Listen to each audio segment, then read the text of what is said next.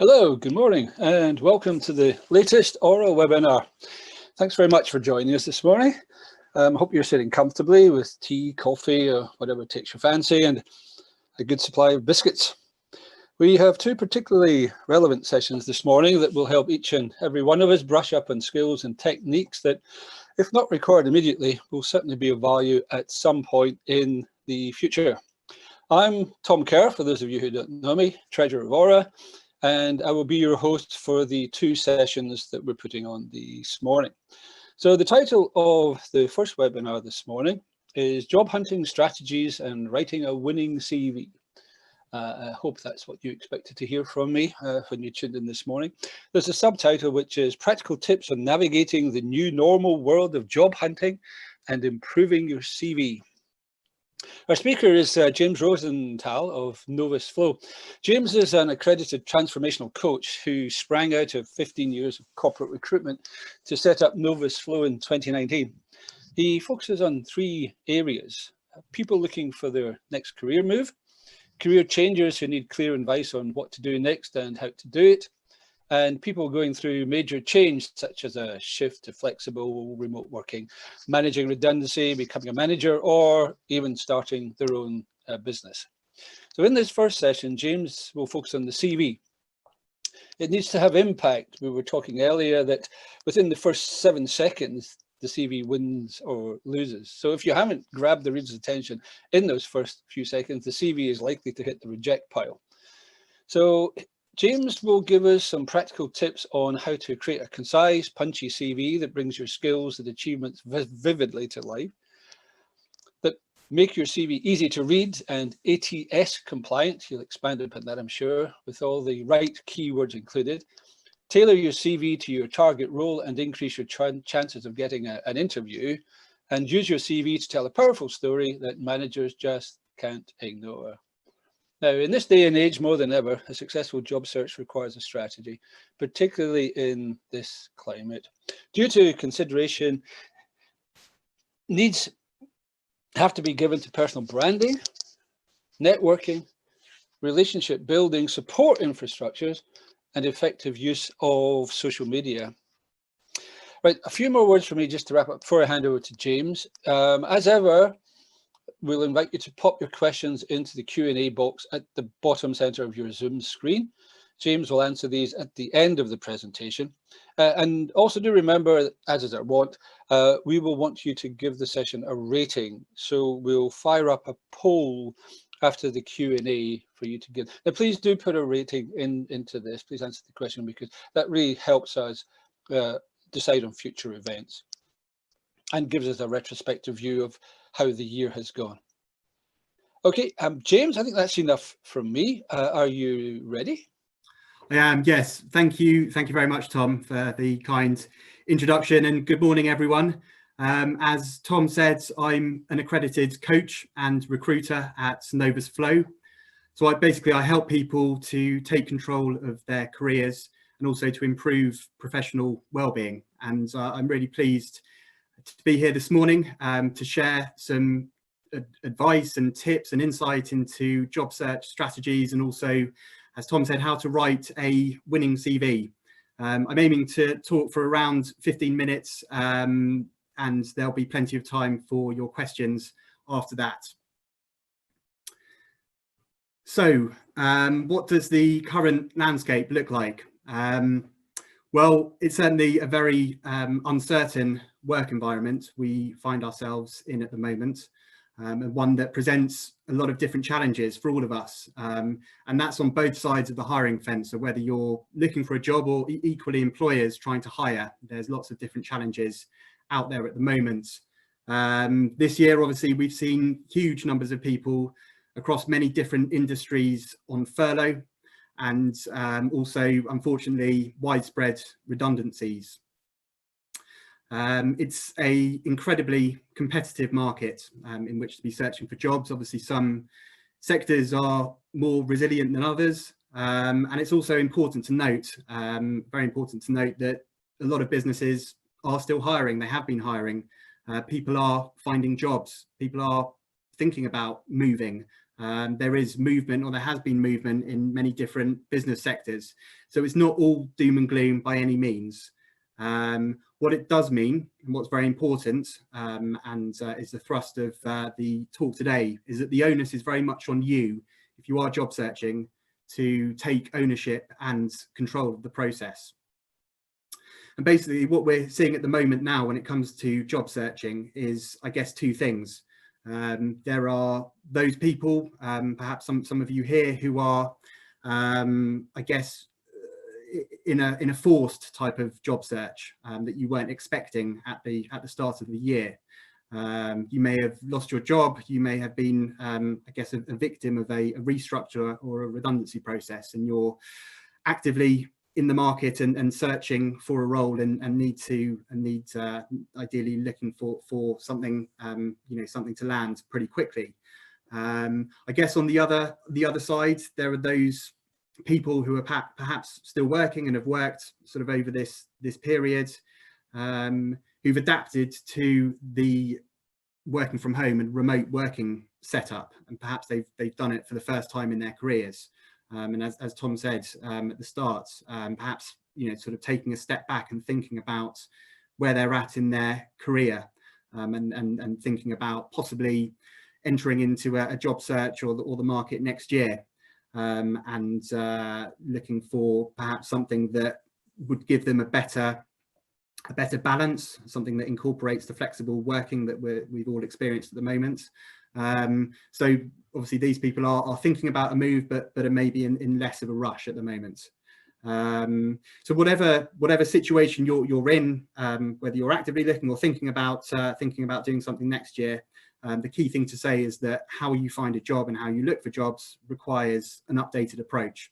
And certainly if you're fresh in the market and haven't had to look for a role over, for a couple of years, perhaps, you may have experienced that things are very different now, which obviously links back to the fact that things are highly competitive. But it's also the fact that employers now use many different methods to hire, and roles are less externally visible sometimes. So it's vital, it's essential that you yourself are visible, as there are many different ways in which you may be able to find a role, and the idea is that jobs find their way to you rather than you sort of being at the mercy of a phone call from a recruiter or a job ad. So moving on to job search strategies and how to do that. The first thing to say is that it requires, as Tom said earlier, a plan and a structure, and what we might term a multi-channel approach. What that means is, for example, whereas in the past you may have relied on applying for roles online, you certainly need to be thinking about other routes to market, and there are many, which is actually the good news. You might, for example, enjoy writing. You might think about creating a content plan, for example, or writing a blog, or creating some articles, or even if you enjoy the event side of things, you might think about organizing an online event or a webinar like something we're doing this morning. You might want to publish a talking heads video, or get yourself onto a podcast or a webcast. So there's many profile raising opportunities out there that could help you get you noticed, and it's certainly worth looking into exploring some of those potential avenues.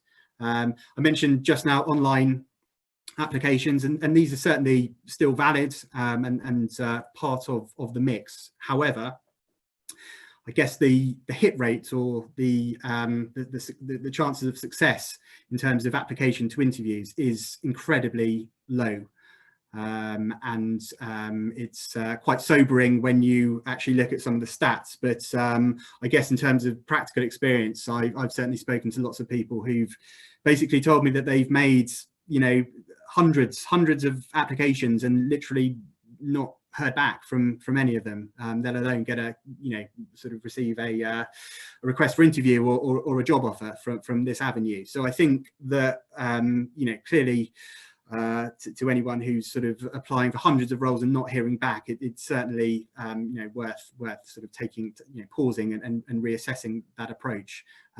Equally, the effect that making all of these online applications and not hearing back, or them moving you forward in the direction you want, can also have a massive impact on your confidence levels, and also lead to some, I guess, questionable decisions about how you spend your time and how you're approaching the market.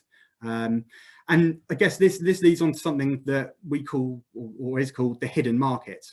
And that's the fact that there are lots of roles out there that are never advertised, so you won't see them on the job boards, or you won't really hear about them, and that the hidden market actually represents a huge kind of majority of how people find roles. So, for example, someone might be there may be a business that's thinking about hiring for a role. They haven't quite nailed down a spec, perhaps, or they don't know exactly what they're looking for, but they might meet someone and they might have a conversation, and the conversation might lead to a more structured conversation, an interview, and an offer's made, and someone starts the role.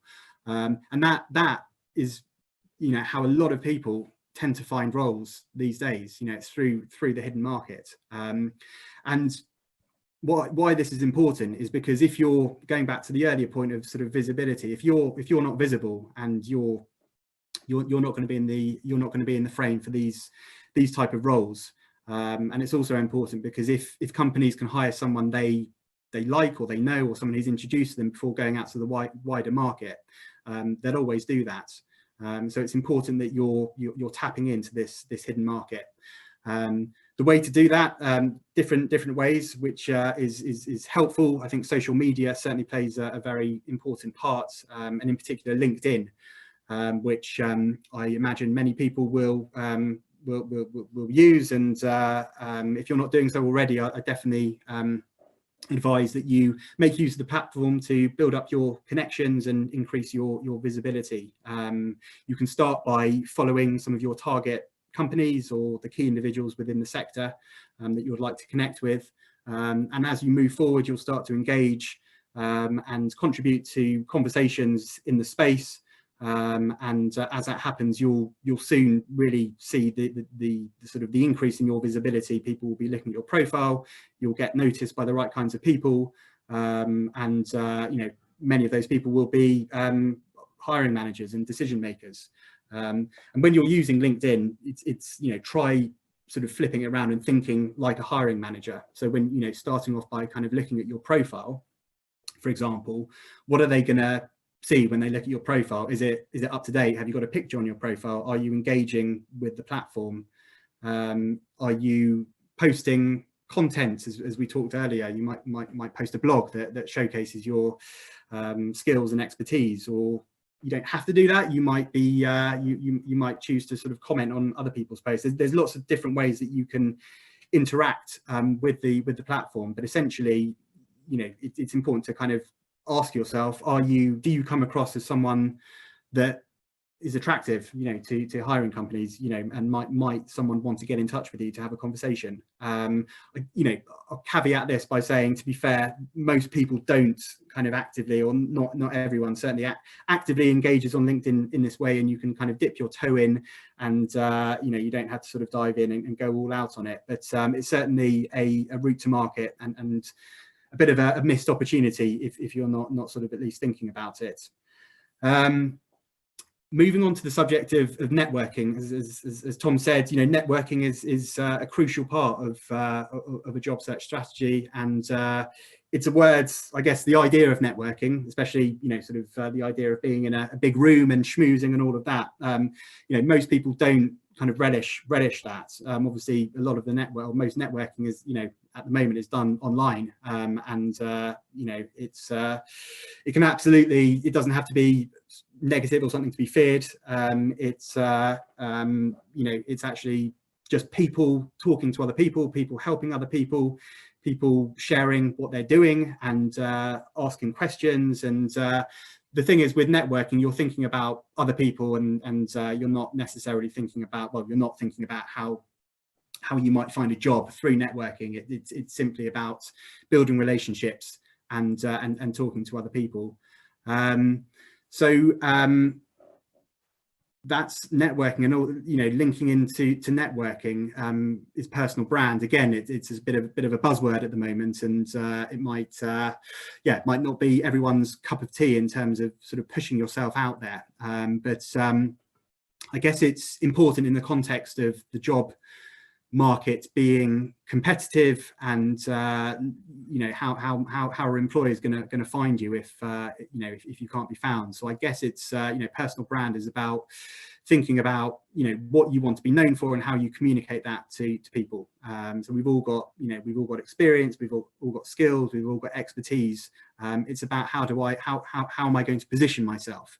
And again, it's something to just sort of think about. I guess, you know, here we want to be authentic. You know, again, it's a word that you know, seems to be popping up all the time. But we don't have to create a false persona, or we don't have to fake it. We can, you know, be ourselves and confident in who we are and what we do and how we can help other people. And that's really the best way to drive recommendations and be front of mind when other people are hearing about opportunities and you know, sort of positioning you for them potentially. Talked earlier about recruiters and relationships with recruitment consultants. Certainly it's still part of the strategy. You know, again, maybe, you know, in the past, you know, a few years ago, 5 years ago, you could register your details with a recruiter, register your CV with a recruiter, and just wait for opportunities to come to you, and almost kind of take your pick if you know, if the market was good.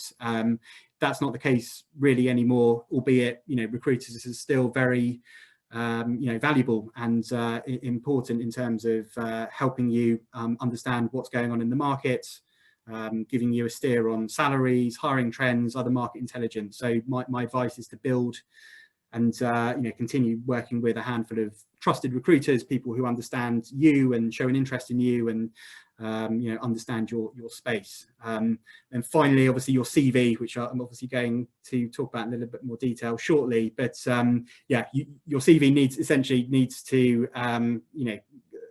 you know, it's a marketing tool, and it needs to be as effective as possible, and you know, it needs to be working for you rather than against you, which is easier said than done sometimes. But so moving on to obviously how to write a winning CV.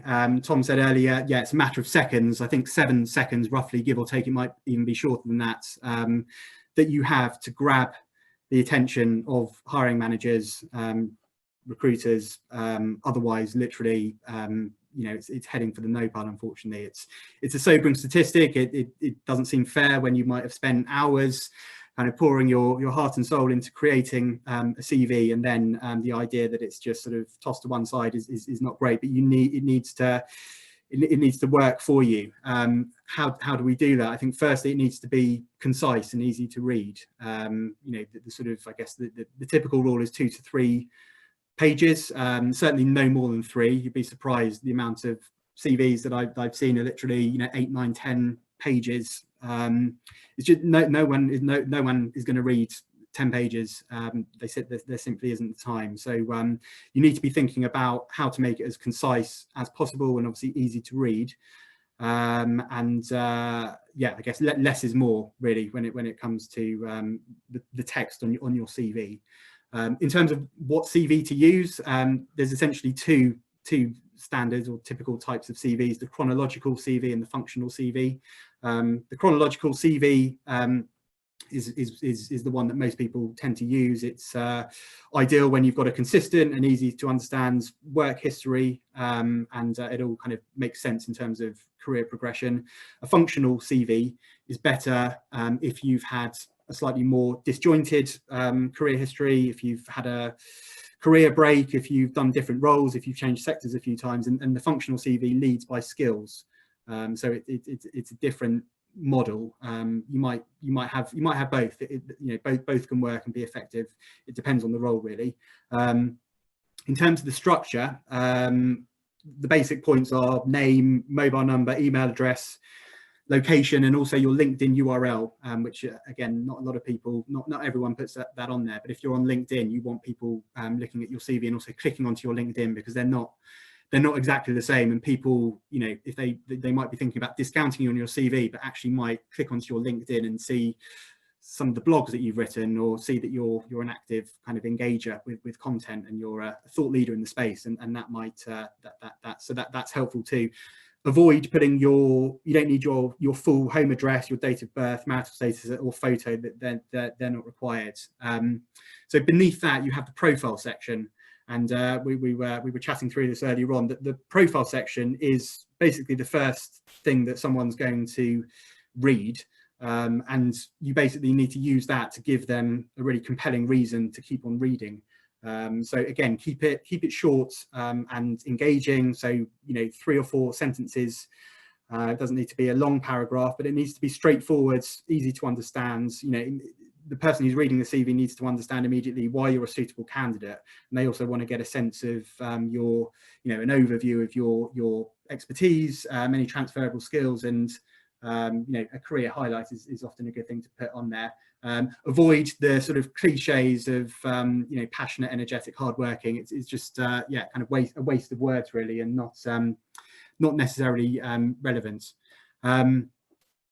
In terms of beneath the profile, we'll move on to something, an ATS system. Some of you may be aware of what an ATS system is, but when you'll have a key skills section beneath the profile paragraph, and that will be typically a list of, you know, bullet pointed skills which you know, sort of replicate the desired sort of skills within, you know, which you would have found in the job spec.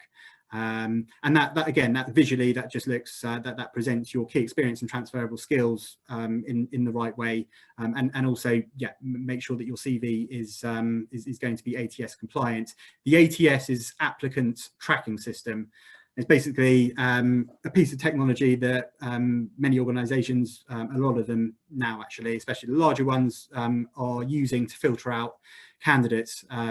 It's useful for them because of the volume of applicants per role that are being advertised, and it's basically used to kind of filter out unsuitable candidates, or anyone whose CV isn't kind of formatted in the right way. And for your CV to be ATS compliant, what you want to do is make it easy to digest. So plain text, no fancy tables or images or graphs or anything else that the system won't like, and will rule you out of the process already.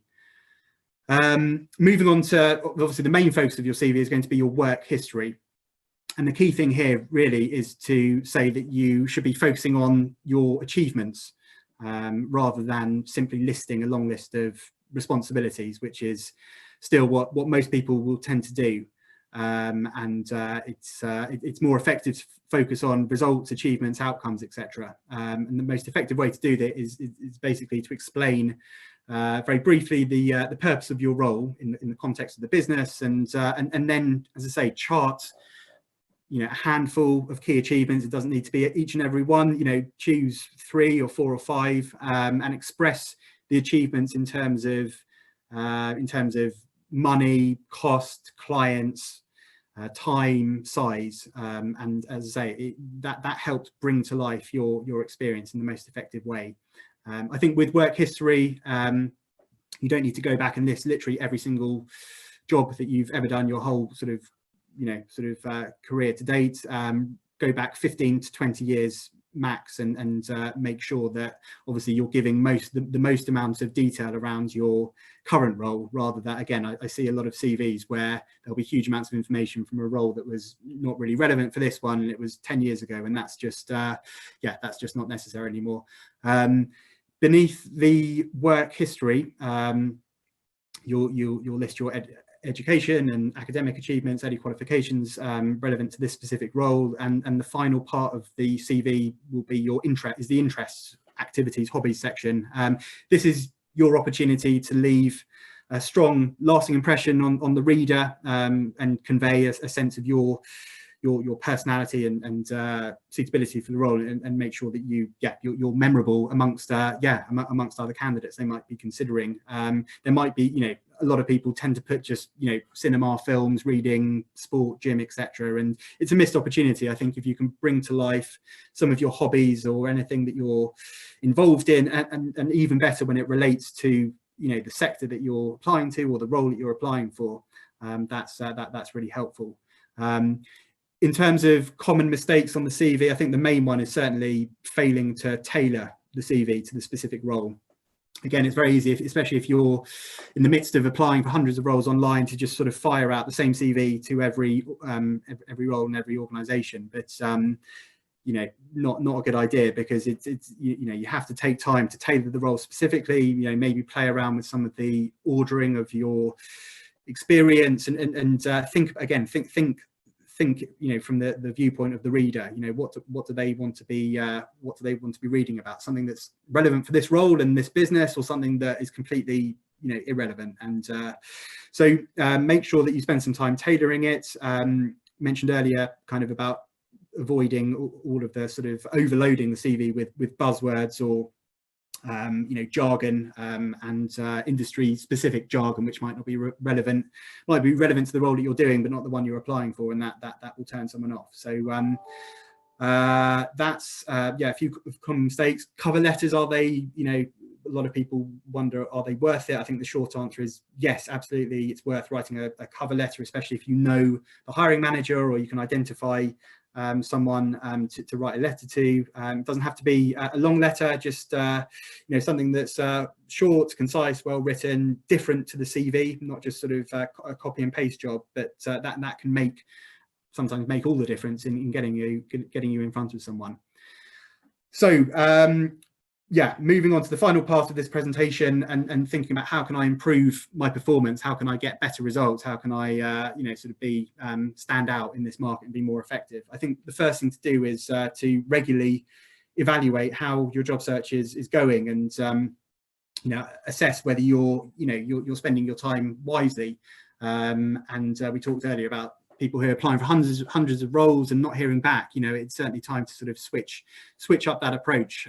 So you might keep an activity log and see what you've been doing. You might have you might be able to see actually that I posted something on LinkedIn, I'm getting a lot of engagement and people are getting in touch, and I've had a few conversations, or I'm going to continue to do that, or I'm going to spend less time applying for roles. I think taking a pause and reassessing if you have to is definitely more helpful than sort of continuing down a bit of a blind alley. Sometimes you don't always see immediate results, so it might be that with LinkedIn, for example, or social media, or that can often take a good amount of time to gain traction. So if you're not seeing immediate results, or don't sort of give up on it, just as I say, sort of take a moment to reassess. One of the key things to do is to talk to other people, share stories with others, talk about what's working. Obviously, if there's anyone who has landed a job with a business that you're interested, as one of your colleagues or ex-colleagues or someone get in touch with them, ask them, what approach worked for them, how did they do it, what help or insights could they share with you, and even what kind of introductions might they be able to facilitate.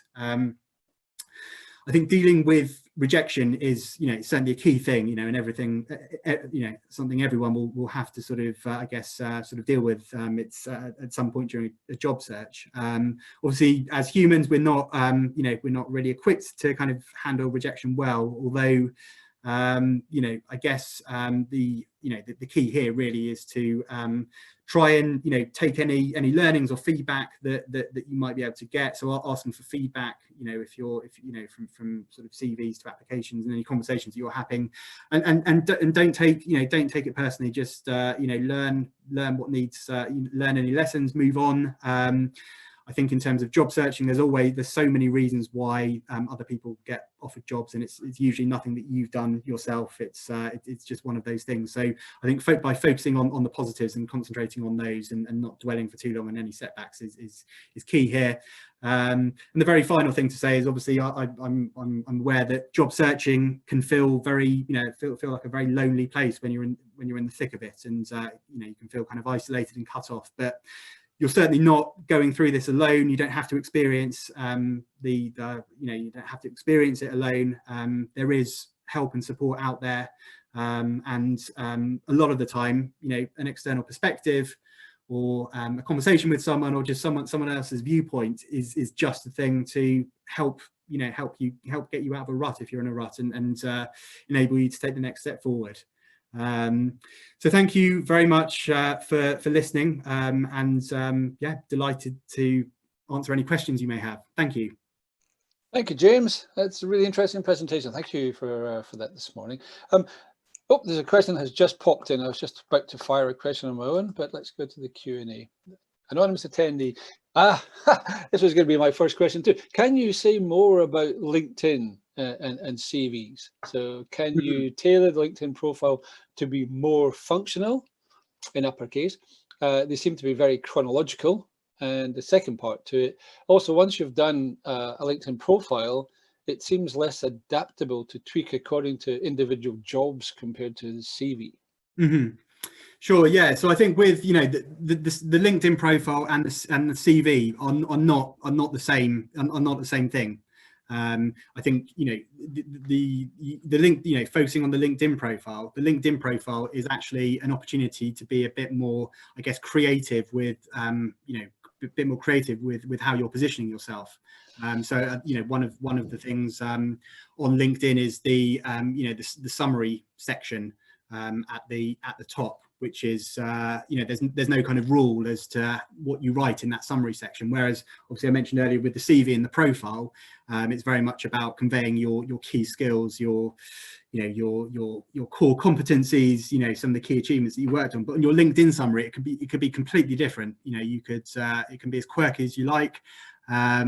It's there's no correct way of doing it, and actually what people want to see from LinkedIn is actually a bit more, maybe a bit more of the kind of who is the person, what's behind the kind of the profile. And you can bring your personality to life. You can highlight any articles or videos or links to your work on there, so you can post it all up. So it's a lot more interactive, the LinkedIn profile. And as I say, you use LinkedIn really not as a, LinkedIn is not a, it's not strictly it's not a job finder. You don't, it's much more about engaging with people and building relationships and contributing to a conversation, and less about thinking, my LinkedIn profile is going to, sort of secure me a job or the next job. It's more about, as I say, how you can engage with other people in your market, and follow, as I said, follow organizations or companies or individuals, and connect with people, and offer insights, and etc. So does that help? That's really good. That's really spot on. I mean, what would be what's the most important thing, your top tip for effective use of LinkedIn, James? Well, I think first of all is to embrace the opportunity and to engage with the platform. I think everyone, I guess everyone's level of engagement and how they want to participate with it differs. Some people just observe and watch, and that's fine. Because it helps to kind of build. You build your market knowledge, you build understanding of what's going on, and that's absolutely fine. You don't have to sort of be posting every day, or writing blogs left, right, and centre, or even posting, liking comments. But I think once you dip your toe into the water, it's the same as anything. Once you sort of almost take the first step and think, right, I've had a profile for some years. It's not really, I'm gonna, the first thing, as I said, it's really important to actually make sure it's sort of up to date and looks active, because I guess what would put off a hiring manager is if they look at your CV and they clicked on your LinkedIn profile and it was dormant, or you didn't have a photo, or it's there was no information whatsoever about what you're doing or your role. and that can sort of raise a few alarm bells, I think. So I think, as I say, almost the first step is to take one, and then as you start liking, commenting, sharing, you sort of your confidence will grow. You'll get some sort of traction in terms of people connecting with you, and the whole idea is this isn't just it's not sort of vanity metrics. It's the idea is that actually, this leads to interesting conversations with people, that whether it's a job offer or maybe a business opportunity or something that is actually sort of tangible, that's the result of the way that you've sort of engaged and participated. Super fantastic. Some questions are popping in here. I've got a question here from Simon Sanker. Good morning, Simon. Thank you for this question. What is the best way to approach a desired job sector shift if your CV is focused on one sector, for example, research and retail? Mm-hmm. Yes, I think it's a very good question, because a lot of people are sort of in that boat of trying to change sectors or career change or do something different, and it can feel very difficult, especially in this market when most employers are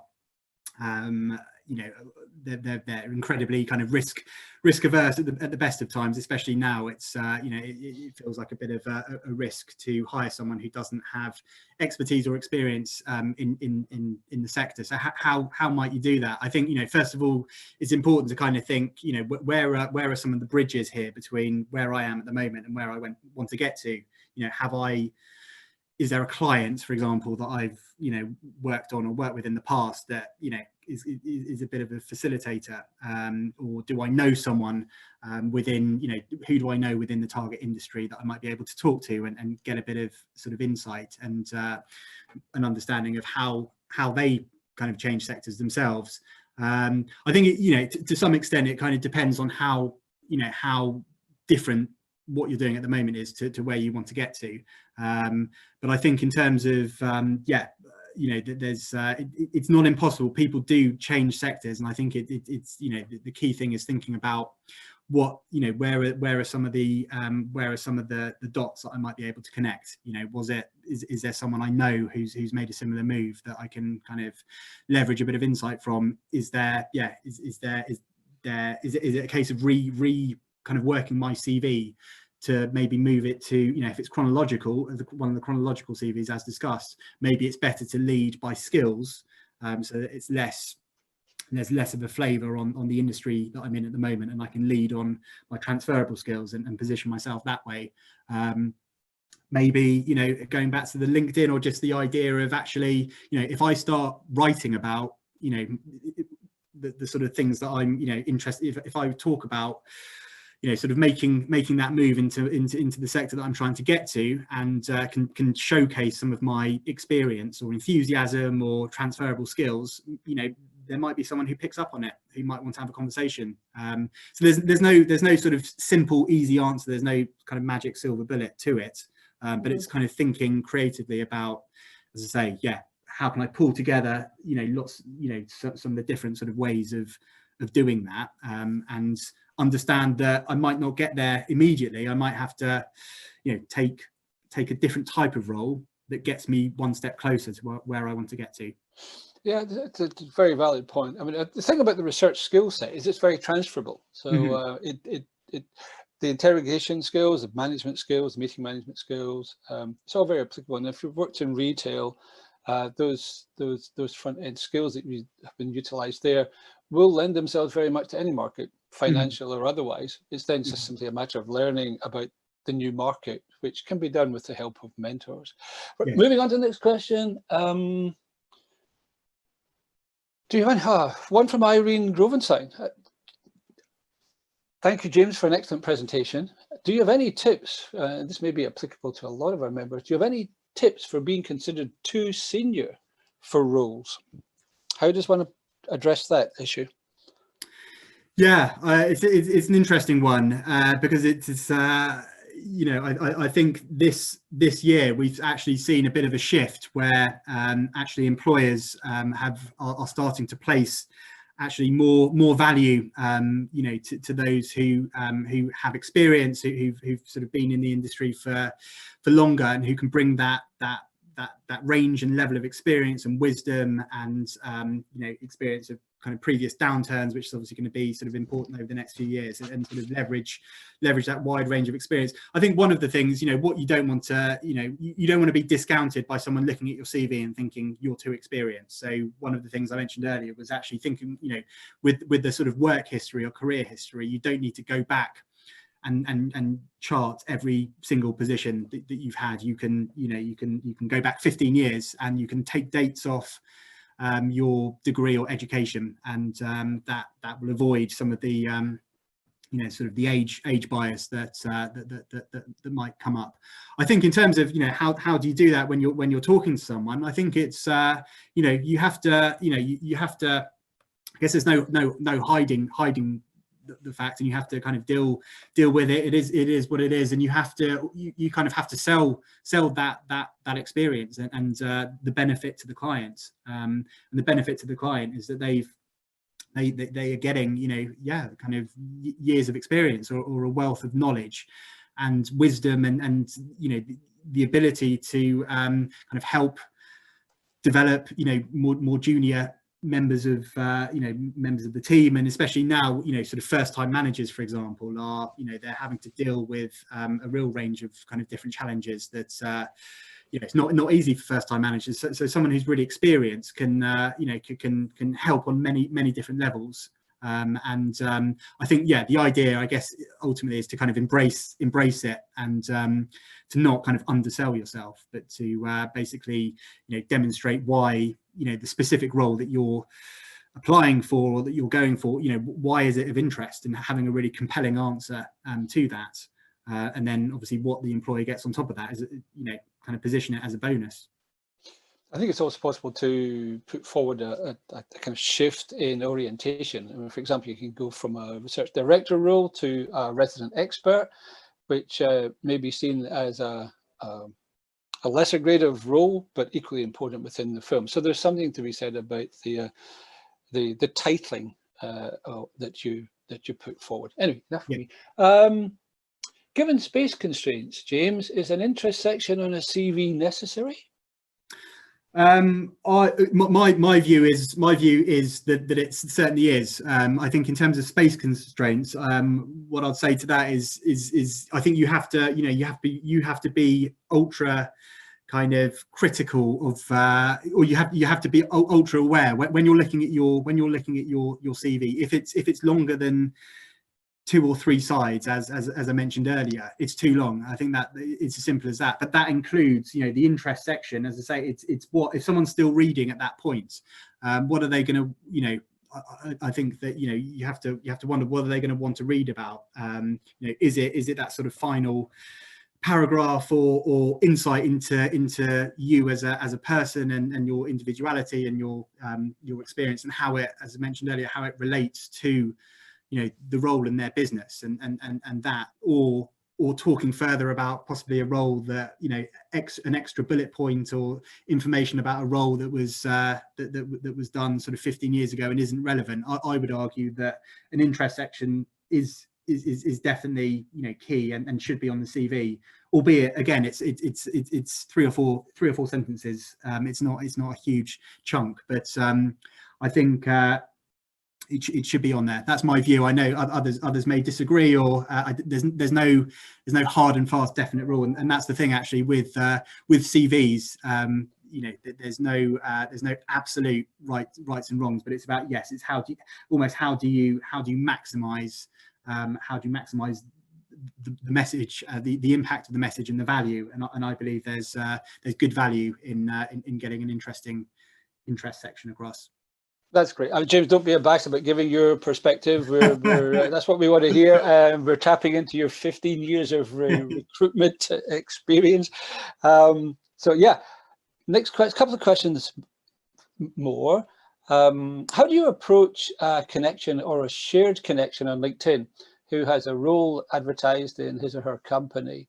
What's the best way to approach this? So that's if you see someone if you see someone advertising a role that you're connected with. Yeah, so a connection or Yeah. a shared connection on LinkedIn who has a role advertised at their firm. Yeah, I mean, absolutely. I would get in touch. I would get in touch. Try to find out more about it if you can. Try to establish contact and ask for a conversation. I'm assuming you mean that if, let's say, for example, if this is separate or different to a role that you might be working on with a recruiter. Is that? Yeah, I think very much. I think so. If I was linked to you on LinkedIn and there was a role advertised in my firm, what's the best way for you to approach me in that instance to explore the role potentially? I guess. Yeah, no, yeah, absolutely. It's to make contact. It's to say, you know, hope you're well. I noticed you posted, or I saw that you're advertising for a role that looked, you know, sounded very interesting. Would it be possible to arrange a conversation so that we can talk further? Yeah, I think that, and that's the thing with LinkedIn. That's about sort of being connected to people and you know, seeing these kinds of opportunities, and then yeah, not sort of not holding back, not waiting, not letting someone else sort of get in there first necessarily, just trying to yeah, connect and have a conversation about it. Perhaps this segues quite naturally into something you said earlier, which was you talked about networking and a reticence to network, and perhaps even an incorrect attitude towards networking. What are the traits for effective networking? Sure. Yes. No, it's interesting because the whole idea of networking has changed, especially, you know, when we think about you know, everything that we're doing online. You know, this, for example, is you know, I'm talking into a screen and people are, you know, we're listening, and it's a very different dynamic. And ultimately, what networking is, as I said, you know, when you think about it as simply building relationships with other people, connecting with people, talking to people, asking questions, sharing insights, being curious, offering to help. And because it's reciprocal. You know, the more that you're doing that, and you know, the more that you know, you're going to attract you know, kind of help and you know, sort of opportunities from other people. So it's really something that the more you engage with it, the more likely it is that opportunities, the right kinds of opportunities, are going to find their way to you. And as I say, a lot of people, you know, there's something about the term, or maybe someone's had an experience where they've sort of arrived into you know, one of those rooms of people and they don't know anyone. It hasn't been a particularly pleasant experience and it's put them off. But I think you know, it can be. It doesn't have to be a scary concept. And it's as I say, when you think about almost the you know, the idea of helping and giving rather than expecting or taking, that's when it's most effective. I mean, I see lots of, you know, there are many people that I see on my LinkedIn who are, you know, very generous with their, you know, their thoughts or their ideas, and and you sort of put stuff out there, and these people sort of attract it back. So it's say, think about what you can give, how you can help, how you can add value, and yeah, it tends to that tends to be the best approach. That's super. So it certainly shouldn't be thought of as something fearsome. No, How do you approach? Oh, nope, done that one. Beg pardon. Where are we? Aha, okay. A questionnaire portfolio or activities. Charles Handy talked about the empty raincoat. Do several things in parenthesis.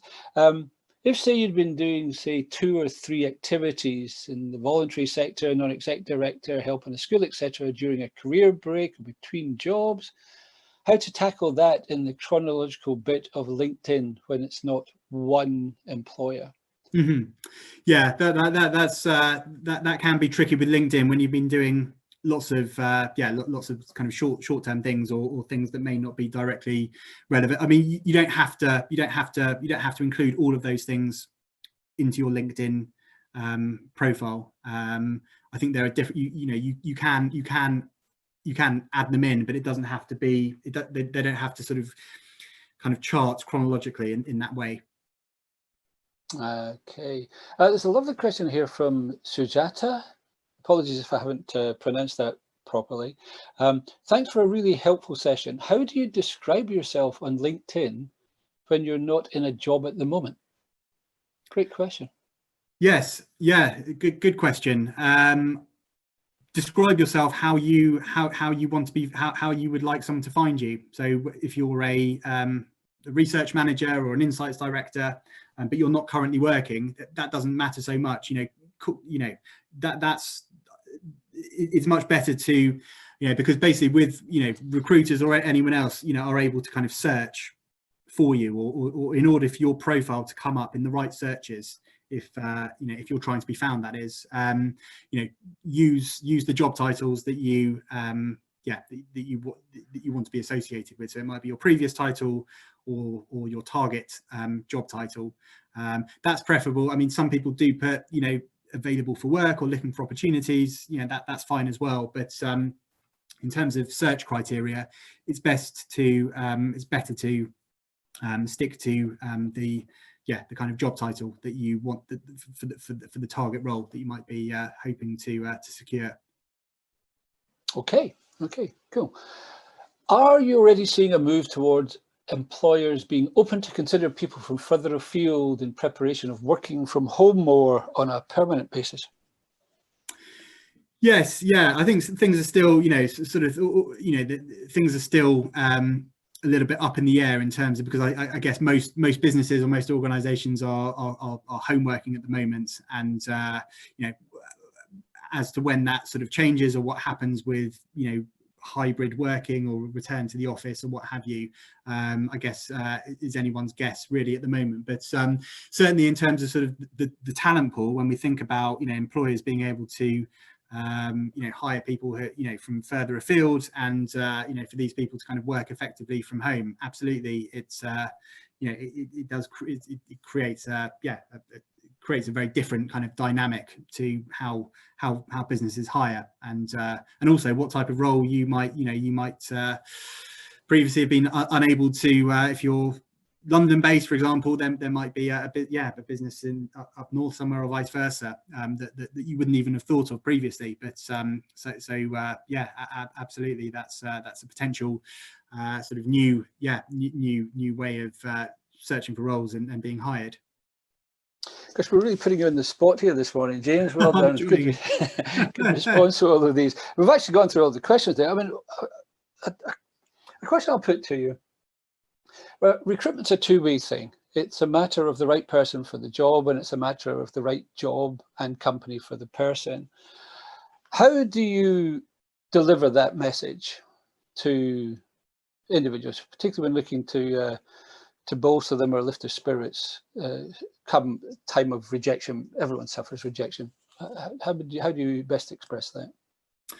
Yeah, I think it's as I say, I think everyone experiences rejection during their job search. Obviously, some people experience it more often or more frequently than others. I think ultimately only one person at any time can get the job, and it's obviously can be very difficult to deal with if you've got your heart set on a particular role, and often you're pipped to the post, or you're a close second, and it feels as though sort of the world is ending. And I think it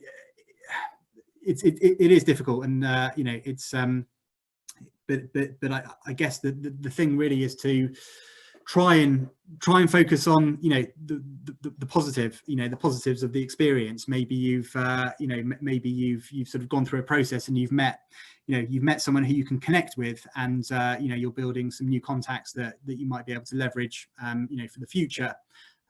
Maybe you've not been successful for that specific role, but absolutely, because you were just pipped to the post, maybe there's another role within the organization that's coming up, not long after, and you'll be front of mind, you'll be top of the list for it. So I guess, easier said than done. The idea is to not be too kind of despondent or downhearted. As I said earlier, requesting feedback, or kind of dealing with feedback and understanding what, was it something I did or didn't do, or how might I kind of use that information to change my approach for next time round, you know, it's much better to kind of focus on that side of things rather than to sort of dwell on the bad news and sort of resign yourself to your fate. Okay, there's a couple more questions that have popped in, so I'll ask these before we go to the poll. Yeah, many roles don't give salary information, not even a salary band. Is it okay to ask what the salary is?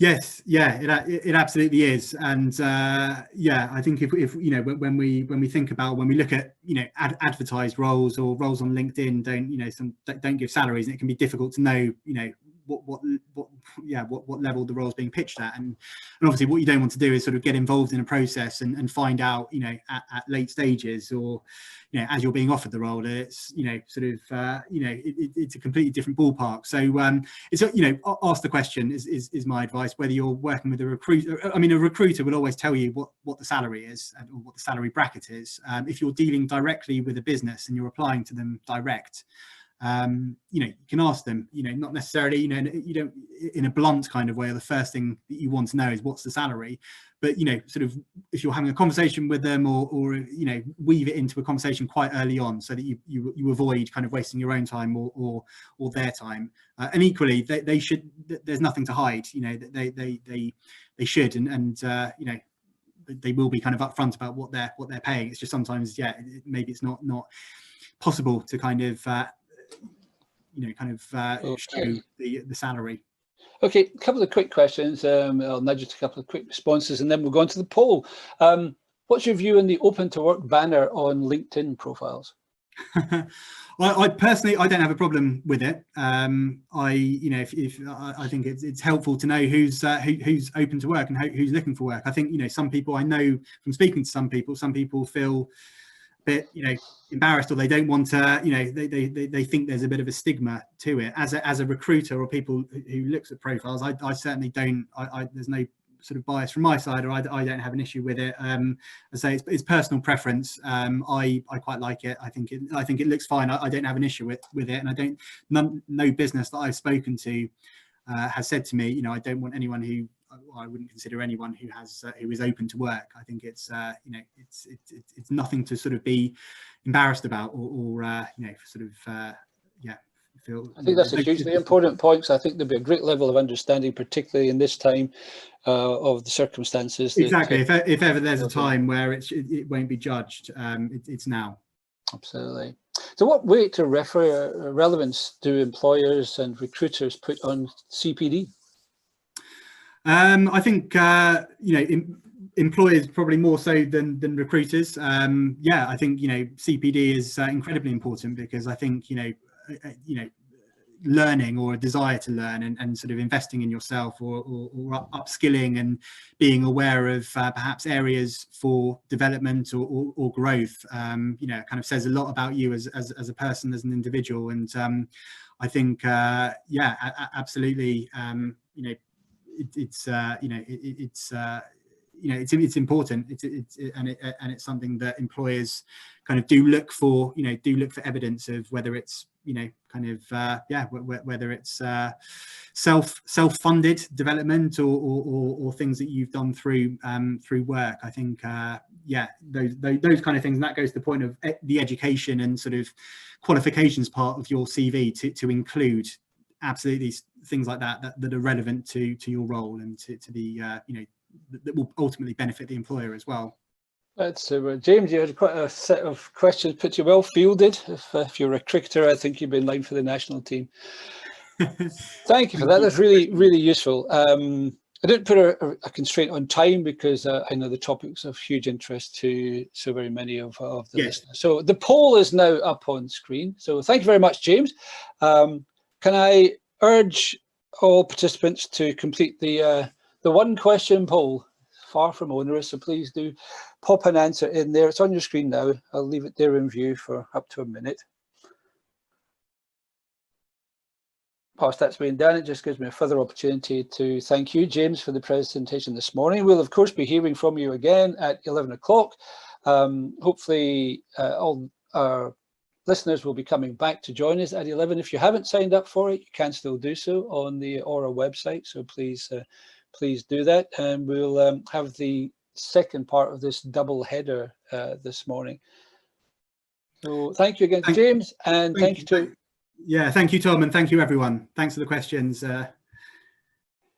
Thank you, James. Well done, sir. And thank you, everybody, for joining us for the event. Hopefully, I will see you again at 11 o'clock this morning. So do enjoy tea, coffee, or whatever you're going to do in the interim as you organise your day. And we'll see you again shortly.